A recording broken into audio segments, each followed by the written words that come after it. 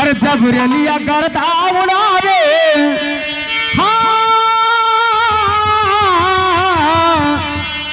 जब रेलिया गर्दा उड़ावे तब सुधिया बालम के आवे।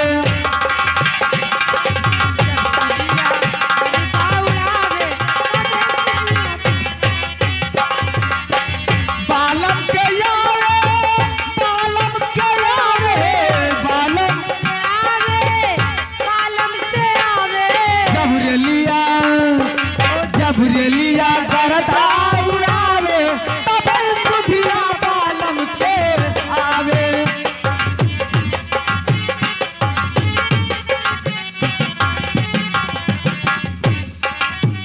चारी महीना गर्म के दिनवा चारी महीना गर्म के दिनवा चारी महीना चारी महीना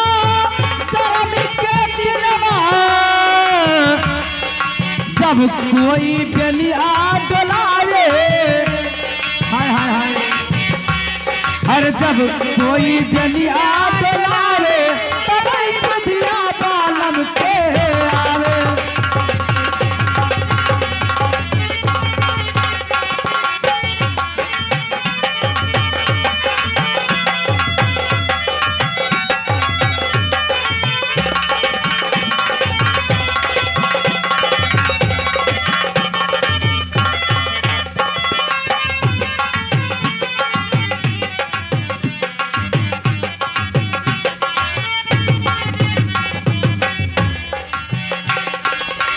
चारी महीना बरखा के दिनवा चारी महीना बरखा के दिनवा चारी महीना हो चारी महीना बरखा के दिनवा जब कोई बदला छवावे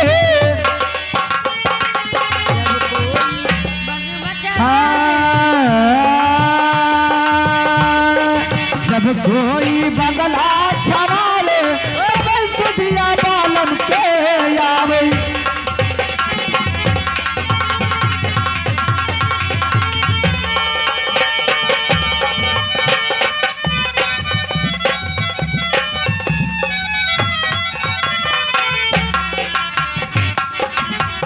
चारी महीना ठंडी के दिनवा